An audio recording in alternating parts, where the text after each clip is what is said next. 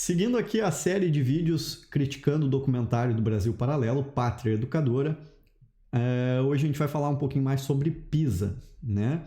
PISA, que é aquela avaliação internacional dos países para alunos de 15 anos de idade. E é importante deixar isso bem claro, que é com essa idade que é feita no mundo inteiro, porque no mundo inteiro a educação básica, sim, não é no mundo inteiro, no geral a educação básica pelo mundo vai até os 15 anos de idade. Muito bem.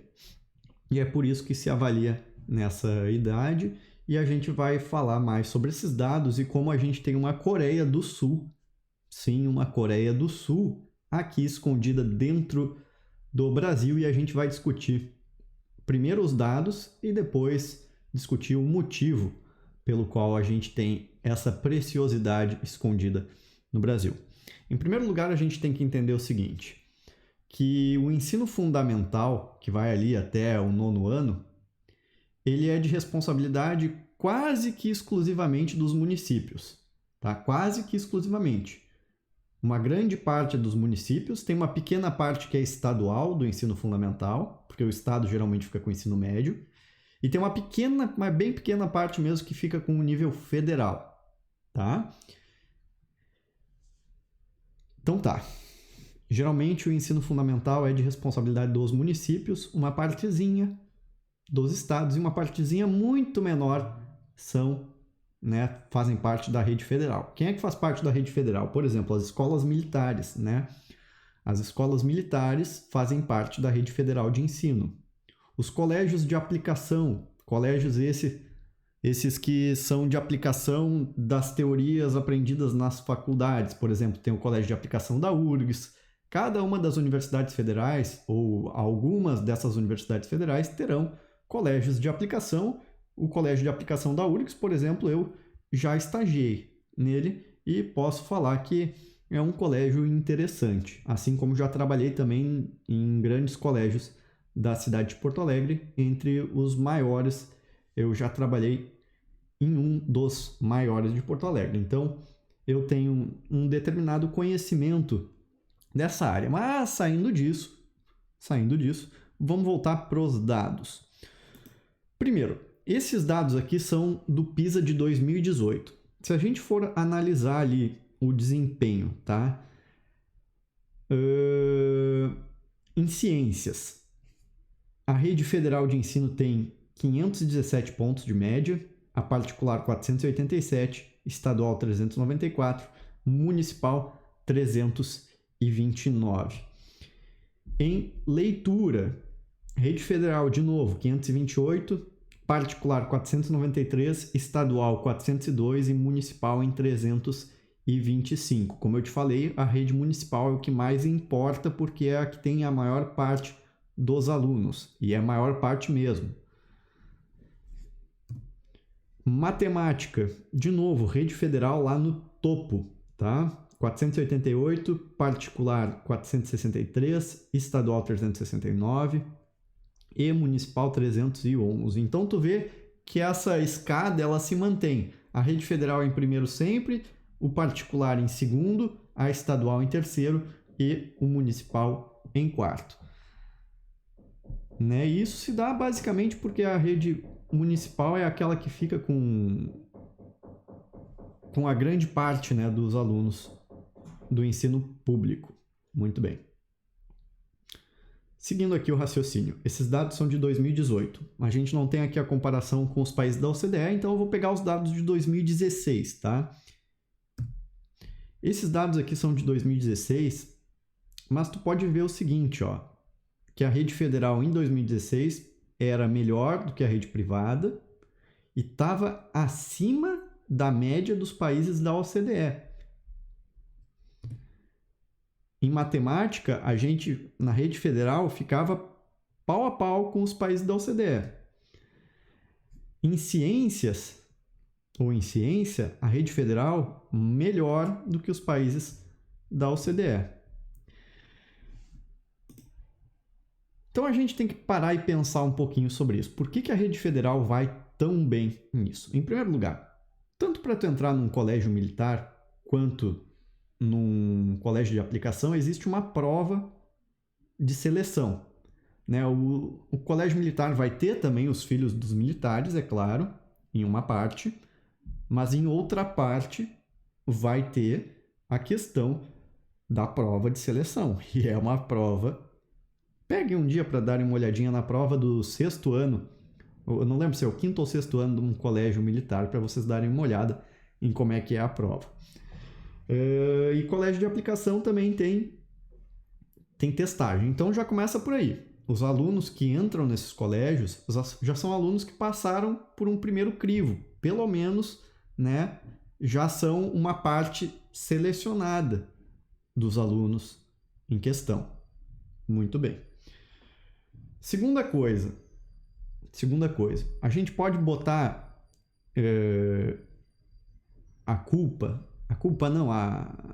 a eficácia disso na militarização? Não, porque vocês viram que nesses dados aí estão tanto os colégios militares quanto os não militares, que são os colégios de aplicação. Eu até acharia interessante que, caso alguém queira fazer esse estudo para ver se os militares são melhores do que os colégios de aplicação, procurem os microdados no site do INEP. Lá no site do INEP tu consegue selecionar colégio por colégio, tipo de ensino por tipo de ensino, e nisso aí tu até poderia fazer essa comparação, é uma coisa que eu gostaria de saber, se os colégios militares vão melhores ou piores que os colégios de aplicação.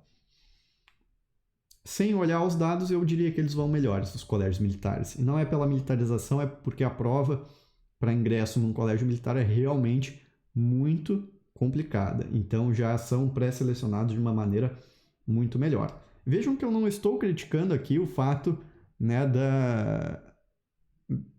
da maneira como é ensinado, do respeito que é ensinado nos colégios militares, que eu não me oponho em nada, tá? Tem que deixar claro o que eu não estou falando aqui também. Muito bem. Falei da primeira questão, que é a questão dos alunos. A segunda questão é a carreira dos profissionais que trabalham. Pergunta para mim, pergunta para qualquer professor se ele não gostaria de trabalhar num colégio militar, num colégio de aplicação. Aliás, eu estou aqui fazendo mestrado para poder trabalhar ou num desses colégios aí, ou em um colégio, num Instituto Federal de Ensino, que daí já é para ensino médio, ensino técnico. Sabe por quê que eu quero? Porque o salário inicial dessas instituições federais não são um salário milionário, mas é um salário digno para alguém que estudou a vida inteira para se tornar um profissional decente. O salário inicial, em média, dessas instituições federais, hoje em dia, 2020, beira ali os R$5.000, tá? É um pouco mais. Para 40 horas para dedicação exclusiva.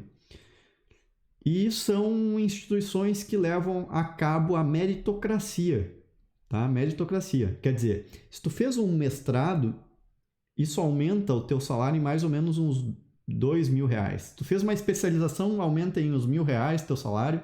Se tu fez um mestrado, é R$2.000. Se tu fez um doutorado, aumenta em uns R$4.000 o teu vencimento básico inicial. Quer dizer, é a meritocracia que as pessoas tanto elogiam, né? Que as pessoas do Brasil Paralelo eu sei que adoram meritocracia, é a meritocracia aplicada às instituições de ensino. E vai me dizer se não funciona essa meritocracia. Claro que funciona.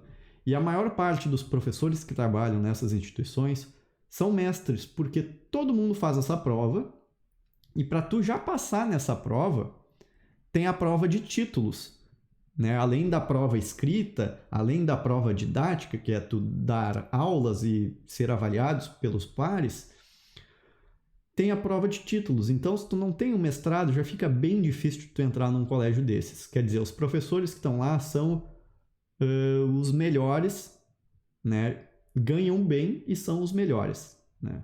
Não dá para dizer os melhores, assim, mas vocês estão entendendo a linha de raciocínio que eu estou querendo chegar. É claro que vão ter professores excepcionais trabalhando em uma escola municipal, em uma escola estadual, na rede privada, mas é mais fácil encontrar uma grande quantidade desses professores nas instituições federais por essa questão capitalista simples, né, de primeiro, o salário é bom e segundo, que tem estabilidade e crescimento na carreira também, né? Crescimento na carreira que é uma coisa muito importante para não deixar o professor estagnado. Então a gente tem aí duas coisas que são fundamentais nesse tipo de análise: os alunos e os professores. Então eu espero ter contribuído um pouco para o debate, espero ter trazido para ti um pouco de uma informação que provavelmente tu não sabia. Bom, aparentemente não tem muito mistério, né, do porquê que a rede federal é tão boa assim. E a gente poderia olhar um pouquinho mais para o nosso próprio país e ver por que a gente se dá tão bem nessas partes e não no geral. Para a gente refletir, ter uma reflexão um pouco mais ampla, com um pouco mais de dados, né? Não ficar culpando só Paulo Freire, né? Porque uma análise dessa geralmente é uma análise muito esdrúxulazinha, muito, né? Muito nhenhenhé, né? Muito chororô, muito mimimi. Então, tá aí, né? Perguntem para esses professores dessas instituições, dos colégios de aplicação, o que eles acham sobre Paulo Freire. Aí vocês vão ter uma ideia. Um grande abraço para vocês. Tchau, tchau.